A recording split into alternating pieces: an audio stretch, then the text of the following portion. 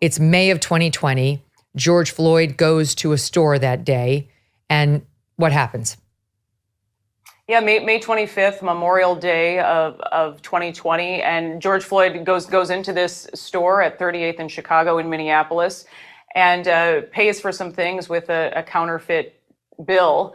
And simply goes back to his car. He's acting very erratic, I should say, in the store. The security camera captures that quite clearly. There's a 911 call placed about this bill that is counterfeit. And also during that call, there's talk of this erratic behavior, that something is off with this guy. But George Floyd goes back into the vehicle across the street from Cup Foods, and the police respond. And that those officers are Alex King and Thomas Lane. Alex King had been on the job for 3 days at that point, his third shift as a Minneapolis police officer, and Thomas Lane, his fourth day as a Minneapolis police officer, just coming off of their field training at that time. And immediately, Tom Lane goes up to George Floyd's window.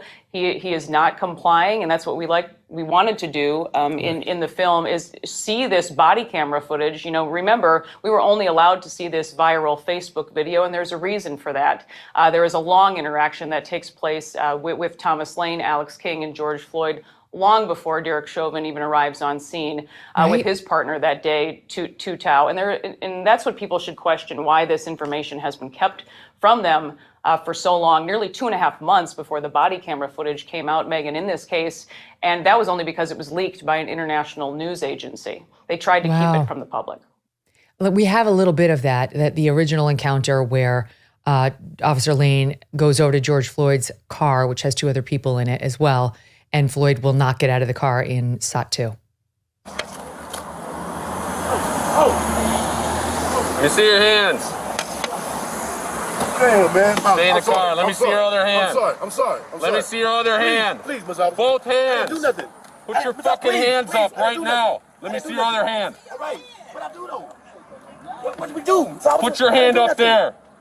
Put your fucking hand up there. Jesus Christ. Keep your fucking hands on the wheel. Keep your fucking hands on the wheel. Yes, sir. I'm sorry, Mr. Officer. Man, I got shot the same way, Mr. Officer, before. Okay, well, when I say let me see your hands, you put your fucking hands up. Man, I'm so sorry, Mr. Officer. You got him? Man. Step out of the vehicle and step away from me, all right? Yes, sir. Man. Step out and face away. Step out and face away. Okay, Mr. Officer, please don't shoot me. Please, man. I'm not going to shoot you. Step out and face away. I'm looking you eye to eye, man. Please don't shoot me, man. I'm not shooting you, man. Please, man. I just lost my mom, man. Step out and face away. So sorry. Step out and face away. Please don't shoot me, Mr. Officer. Please. Don't shoot me, man. Step out and face away. Can you not shoot me, man? I'm not shooting you. Step out and face away. Okay. Please, man. Please. I didn't know, man. Get out of the car. I didn't know, Mr. Officer. I didn't know.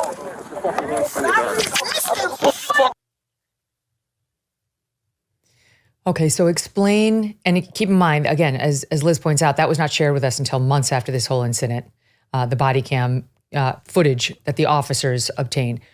What does that show us? Yeah, I think what that shows more than anything is we have someone who's had experiences and is experienced in being arrested.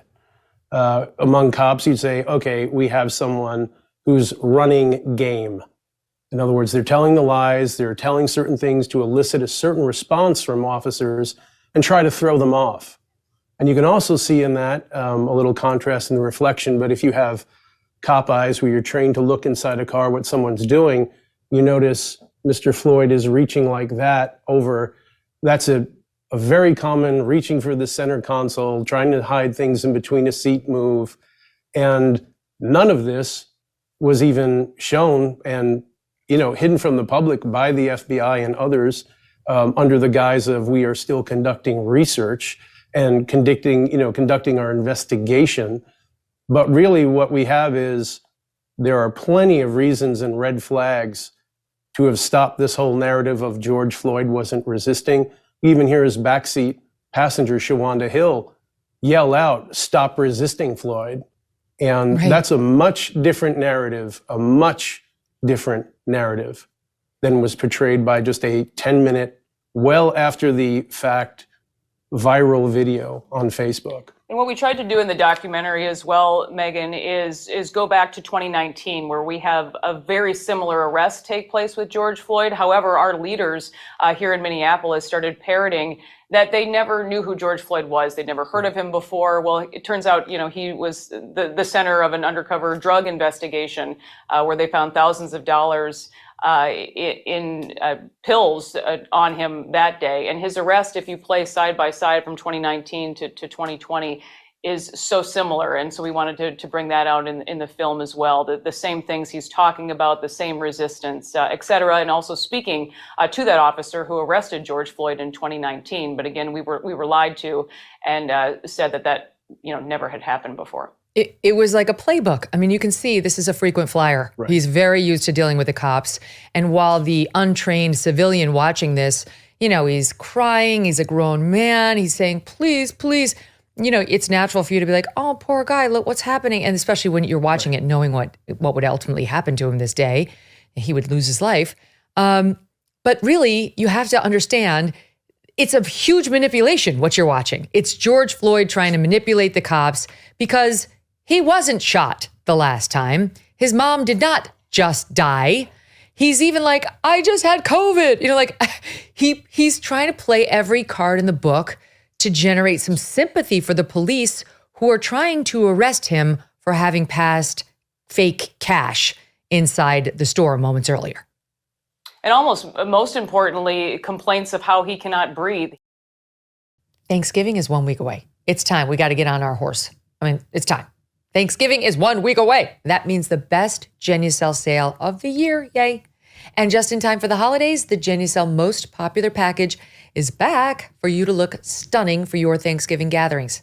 And with the brand new Genucel 3 also included, you could look 10, 15, even 20 years younger with the best natural skincare anywhere. This is one of the things I love about the Genucel products. They're not riddled with like weird perfumes. They're clean. The packaging is lovely. It's elegant. They don't overwhelm you with a bunch of scents and all that stuff. Sunny from Rockford, Illinois knows. She wrote in, I will give Genucel 5 stars because the products they send do exactly what they promise to do. It's working. Take advantage of the Genucel best sale of the year and say goodbye to fine lines, crow's feet, bags and puffiness, laugh lines, and dark spots.